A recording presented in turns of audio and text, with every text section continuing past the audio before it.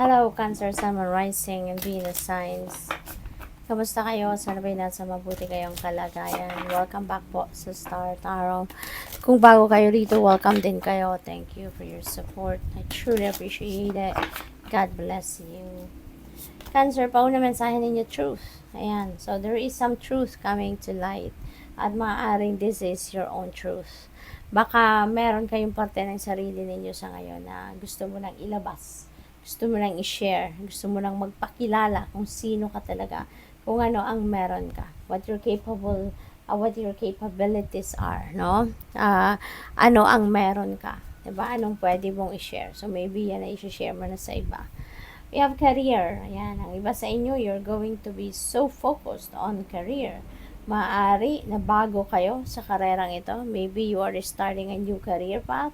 Kaya siguro dito ang focus ninyo. Or pwede rin, no, na since meron tayong rainbow dito, maybe you are surrounded with various opportunities, no, na related sa inyong karera.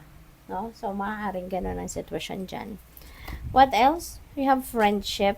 Ayan. So, maybe you are making new friends sa ngayon. Baka makakakilala kayo na mas maraming tao ngayon that you are going to develop friendship with. Pwede rin na you will be focusing on your friends, no? Baka you are going to have a bonding moment with your friends sa ngayon. Baka merong pa-party, baka merong kayong dadaluhan pa-birthday, or social gatherings wherein you are going to enjoy it, no, with your friends. So, pwedeng ganun ang sitwasyon.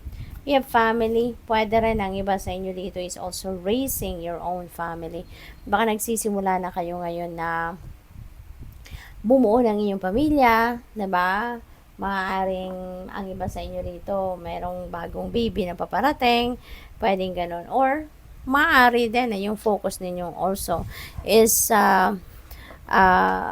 laying a solid foundation in your family, family area of life, no?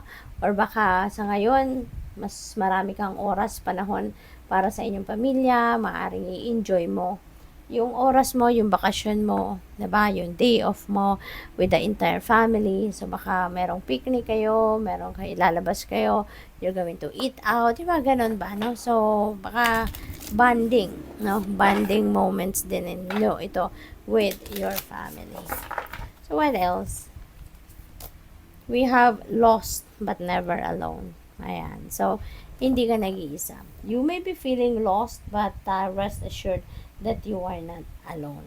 Okay? Kasi unang-una, lagi ninyong isipin, no, na sa kahit ano man ang inyong sitwasyon, mawala man ang mga kaibigan ninyo, mawala man sa tabi ninyo yung mga kapamilya ninyo for whatever reason, meron silang ibang pinagkakaabalahan and they can't be with you.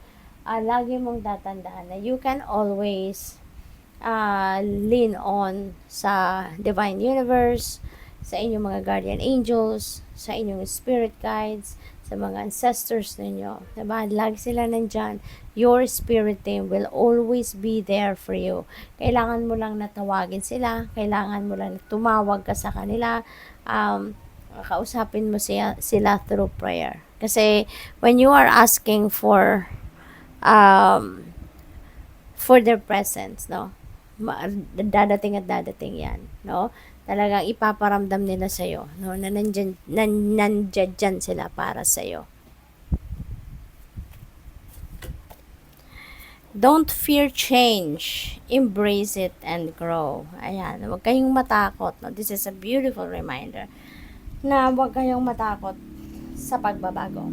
Kasi in the first place, yung change is the only constant thing in this world. Diba? Yun lang ang consistent, diba?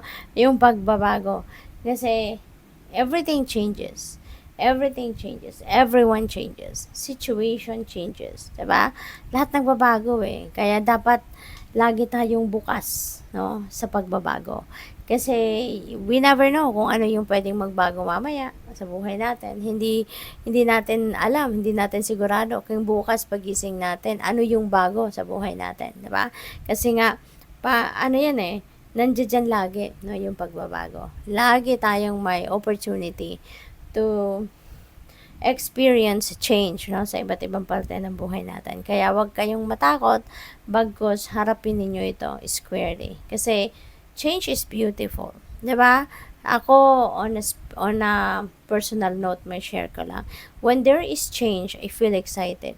No, I feel excited kasi 'di ba? Pag may pagbabago, ibig sabihin may bagong sitwasyon. May bago kang mararanasan. And that is exciting, 'di ba? Kasi ibig sabihin, nagpo-progress ka, 'di ba? May development, merong nangyayari. Kasi kung na-stuck ka, 'di ba? If you are stuck on something, 'di ba? 'Yun, no? 'Yun ang maaaring for a certain period of time. Pwedeng walang mangyayaring pagbabago. Kasi if you are stuck in a situation or if you are stuck with a person, 'di ba? Pero pag may pagbabago, napaka exciting, 'di ba? Na period 'yan sa buhay natin. Kasi we are welcoming something new, we are welcoming a new experience, we are embracing new people, 'di ba? Kasi maaari din na merong dadating na bagong tao sa buhay ninyo sa ngayon. Hindi lang bagong sitwasyon, but bagong tao. Carry the torch for others to see. Wake up the world. Ito yung inyong misyon sa ngayon, Cancer. No? Maaaring kayo yung magiging inspirasyon ng mga tao sa paligid ninyo. Maybe ikaw yung magiging rock nila. Ikaw yung motivation nila. Ikaw yung inspirasyon nila. Ikaw yung liwanag nila. Ikaw yung gagabay sa kanila. No? Parang ganon. Kaya, that is a huge, no? That is a huge purpose sa buhay. Pero ikaw lang ang tanging makakagawa niyan para sa kanila. What else?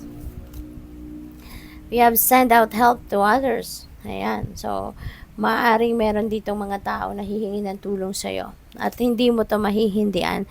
You are a very compassionate person. Kaya kung sino man ang may pangangailangan, kung sino man ang hihingi sa'yo ng tulong in any shape or form, or kung ano man ang kakailanganin ng mga tao sa paligid mo, you're always there. You always say yes. Diba? Tutulong at tutulong ka sa kung ano man ang inyong makakaya. So, good luck. Thank you for watching. Love and light. Namaste.